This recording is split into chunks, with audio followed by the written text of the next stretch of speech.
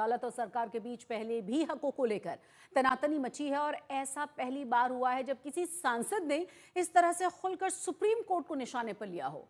इसकी जबरदस्त प्रतिक्रियाएं भी सामने आ रही हैं।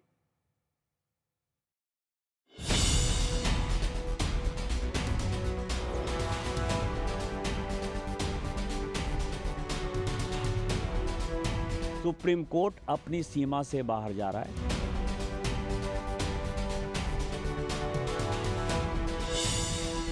विधायिका और न्यायपालिका में छिड़ी तकरार।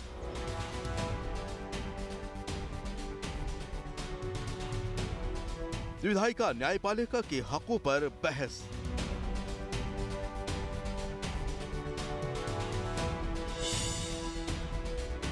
क्या सुप्रीम कोर्ट सरकार को आदेश दे सकता है?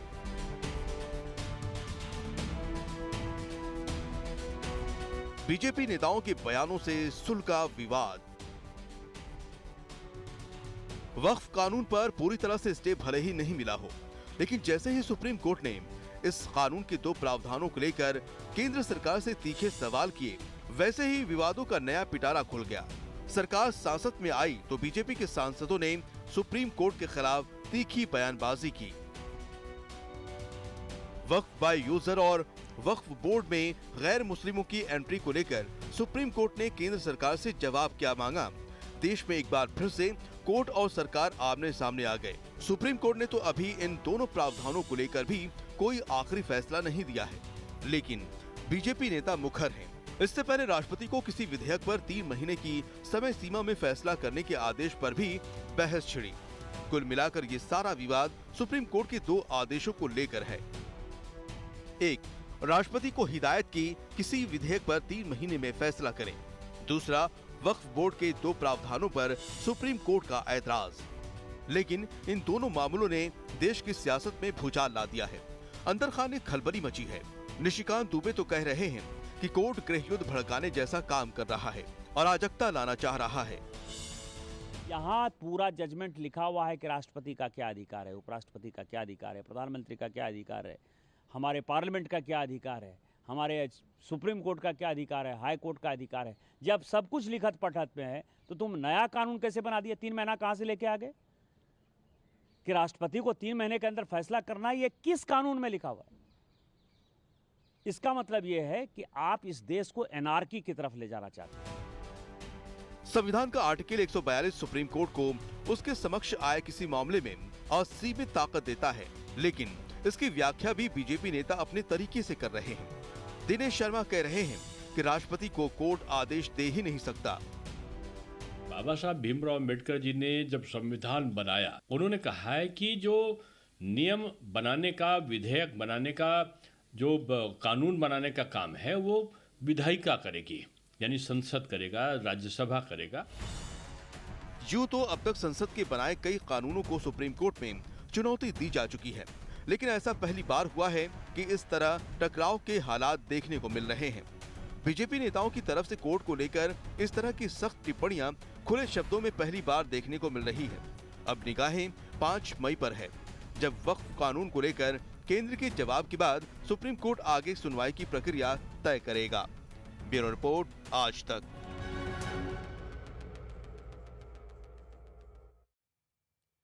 तो विवाद बढ़ने से पहले ही बीजेपी ने भांप लिया है कि ये मुद्दा भारी पड़ सकता है। इसीलिए जेपी नड्डा ने बयान जारी करके कह दिया है कि दुबे और दिनेश शर्मा के बयानों से पार्टी का कोई लेना देना नहीं है। जरा देखिए क्या लिखा है उन्होंने। बीजेपी सांसद निशिकांत दुबे और दिनेश शर्मा का न्यायपालिका और देश के चीफ जस्टिस पर दिए गए बयान से बीजेपी का कोई लेना देना नहीं है। ये इनका व्यक्तिगत बयान है, लेकिन बीजेपी ऐसे बयानों से न तो कोई इत्तेफाक रखती है और ना ही कभी ऐसे बयानों का समर्थन करती है। बीजेपी इन बयानों को खारिज करती है।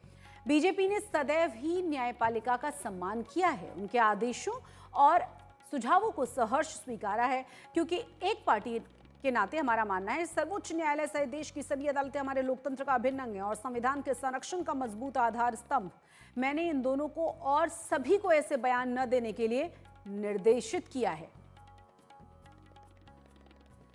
अब आपको विस्तार से वो बयान सुनवा देते हैं जो निशिकांत दुबे और दिनेश शर्मा ने दिए, जिसमें कई बार सुप्रीम कोर्ट के बारे में कहा गया और तमाम हदों को लांघा गया।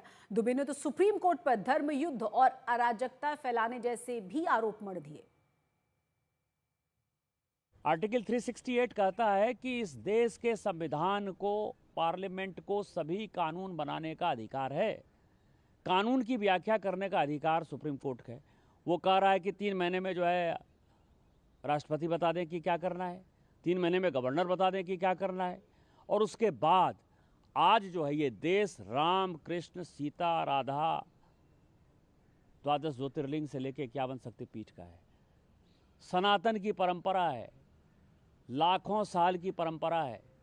आप जब राम मंदिर का विषय होता है तो आप राम मंदिर में कहते हो कि कागज़ दिखाओ, कागज़ दिखाओ।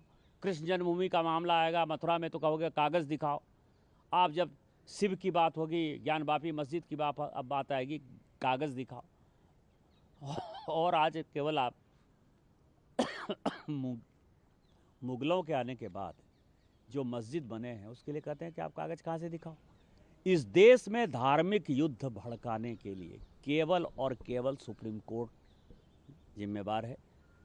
सुप्रीम कोर्ट अपनी सीमा से बाहर जा रहा है। सुप्रीम कोर्ट की सीमा ये है कि भारत का संविधान जिस कानून को बनाया उस कानून की उसको व्याख्या करनी है, और यदि वो व्याख्या नहीं कर सकती है और सब कुछ के लिए सुप्रीम कोर्ट जाना है तो इस संसद का कोई मतलब नहीं है, विधानसभा का कोई मतलब नहीं है, उसको बंद कर देना चाहिए। यहाँ पूरा जजमेंट लिखा हुआ है कि राष्ट्रपति का क्या अधिकार है, उपराष्ट्रपति का क्या अधिकार है, प्रधानमंत्री का क्या अधिकार है, हमारे पार्लियामेंट का क्या अधिकार है, हमारे सुप्रीम कोर्ट का क्या अधिकार है, हाई कोर्ट का अधिकार है। जब सब कुछ लिखत पढ़त में है तो तुम नया कानून कैसे बना दिया? 3 महीना कहाँ से लेके आ गए कि राष्ट्रपति को 3 महीने के अंदर फैसला करना है? ये किस कानून में लिखा हुआ है? इसका मतलब ये है कि आप इस देश को एनार्की की तरफ ले जाना चाहते हो, और एनार्की जो है इस देश में बर्दाश्त नहीं होगी। जब नया कानून आएगा, जब नया पार्लियामेंट बैठेगा, इसके ऊपर विस्तृत चर्चा होगी, और फिर से नेशनल जुडिशियल अकाउंटिंग सिस्टम जो हमने NJAC बनाया था, जिसमें कि राष्ट्रपति का चुनाव कैसे होगा, प्रधानमंत्री का कैसे चुनाव होगा, वो तो संविधान में लिखा हुआ है, लेकिन आपके भाई भतीजावाद के आधार पर जज का चुनाव नहीं होगा। बाबा साहब भीमराव अम्बेडकर जी ने जब संविधान बनाया, उन्होंने कहा है कि जो नियम बनाने का, विधेयक बनाने का, जो कानून बनाने का काम है वो विधायिका करेगी, यानी संसद करेगा, राज्यसभा करेगा। तो हर चीज अपने आप में वर्णित है कि विधायिका का काम जो था वो वक्फ नियम बन गया।